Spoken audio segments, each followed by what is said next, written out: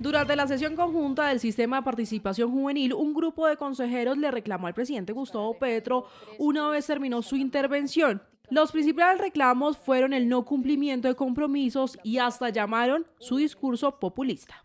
Lo único que hemos visto por parte del gobierno nacional y con el mayor de los respetos, porque tenía esperanzas en usted, que admiro mucho a Francia, y se lo dije cuando hablamos en qué días, el campeonato por la paz para llevarlo a Santander. Pero ¿qué es lo que pasa? Nos hemos mantenido en un discurso populista y no podemos seguir en lo mismo, hombre. ¿Cómo es posible que del viceministerio nos digan que todavía están en un tránsito de funciones? El mismo artículo 48 del decreto 1075 dice. Pero además advirtió otras inconformidades. Quiero decirlo y ojalá quede grabado en todas partes. Yo personalmente no me voy a prestar más para hacerle un deterioro al patrimonio del Gran. Eso es lo que estamos haciendo. Por su parte, Leonardo Villalba, consejero de Sucre, explicó lo sucedido en el recinto.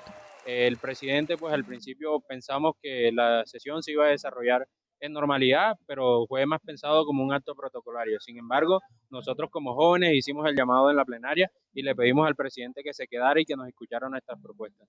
Y la vicepresidenta Francia Márquez en el mismo recinto le respondió a los jóvenes. Aquí no se trata del que más grite, creo que no es así como podemos construir. Y si vino el presidente, la vicepresidenta y los ministros es porque estamos manifestando nuestra disposición de construir con ustedes, pero no es gritando y no es respetando al presidente. Algunas de las peticiones de los jóvenes es que sean incluidos en el programa Jóvenes en Paz y que se realice la Asamblea Nacional de Juventud en el mes de junio en el departamento del Magdalena, pero con el compromiso presupuestal del gobierno para que este se desarrolle. Esta es la noticia más importante hasta ahora, Mauricio, porque este nicho, el de los jóvenes, era un nicho o es un nicho, o yo ya no sé si lo es o no lo es, del presidente de la República. Los jóvenes fueron fundamentales para que el presidente llegara. Lo que no se esperaba es que los jóvenes lo recibieran con este nivel de hostilidad. El presidente hizo lo que generalmente hace con su Consejo de Ministros. Llega, da un discurso y se va.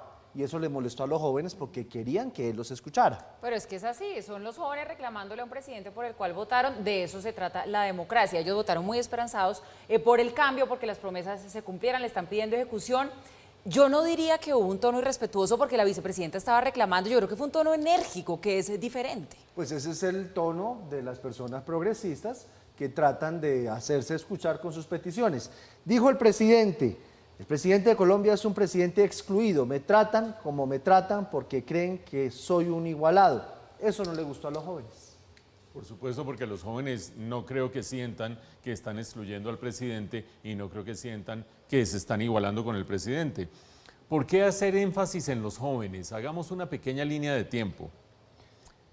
En su discurso de posesión, el presidente Gustavo Petro dijo: mi triunfo se debe principalmente a los jóvenes y a las mujeres. Y cuando uno ve la composición de esos 11 millones de votos que fueron depositados en las urnas por el presidente Petro, ve que efectivamente hay una composición mayor de jóvenes y de mujeres frente al resto de la población. Tenía razón el presidente Petro.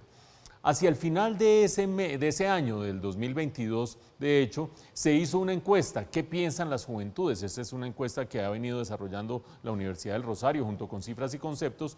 Y en ese momento la favorabilidad del presidente Petro estaba en 61%, es decir, superior al promedio de la población según lo que se expresó en las urnas, la favorabilidad superior a la del promedio de la población. Los jóvenes seguían del lado del presidente Petro. Un año después se hizo una nueva aplicación de esa encuesta y ya había bajado esa favorabilidad del 61 al 46. Se escurrió 15 puntos directamente a la favorabilidad del presidente Petro entre los jóvenes. Y distintos sondeos que hay hoy en día, cuando uno descompone las últimas encuestas, por ejemplo la de Inbamer o otras encuestas, por grupos de población, se encuentra que si bien entre los jóvenes sigue existiendo un mayor respaldo al presidente Petro que entre otros grupos de edad de la población, se va reduciendo sustancialmente esa favorabilidad. ¿Por qué es clave? Porque fueron clave para la elección del presidente. ¿Por qué es clave? Porque recibieron muchas promesas de parte del presidente Petro. ¿Por qué es clave? Porque los temas que en algún momento el presidente empezó a esgrimir cuando todavía era candidato, que el agua, que organizar el territorio alrededor del agua, que el cambio cambio climático, que en ese momento para la mayoría de los políticos decían, este es un marciano, ¿por qué no habla de la inseguridad? ¿Por qué no habla del empleo? ¿Por qué habla de estos temas que parecen casi que esotéricos? En ese momento son temas que la juventud ha asimilado claramente como las mayores amenazas para la sostenibilidad, no solo del planeta, sino de nuestra sociedad. Por lo tanto, esa sintonía, esa afinidad tan grande entre el presidente Petro y los jóvenes rindió frutos en las elecciones, se fue deteriorando a lo largo del tiempo. Y esto que estamos viendo hoy es apenas un episodio más de ese drama que se ha ido construyendo, y digo drama porque desde la perspectiva del presidente, perder esa base política y que le vengan ahora a cantar las 40, a decirle que es populista, que es un gobierno populista, que su viceministro de las Juventudes ignora al Sistema Nacional de Juventudes, que es donde todos estos consejeros, que son la base de la participación estudiantil y de participación juvenil, están actuando, y que los ignoren desde el Viceministerio de la Juventud, que vengan a decir también los jóvenes que basta ya de decir que es que no se ha podido organizar el ministerio y qué sé yo, si ya han pasado prácticamente 2 años de gobierno.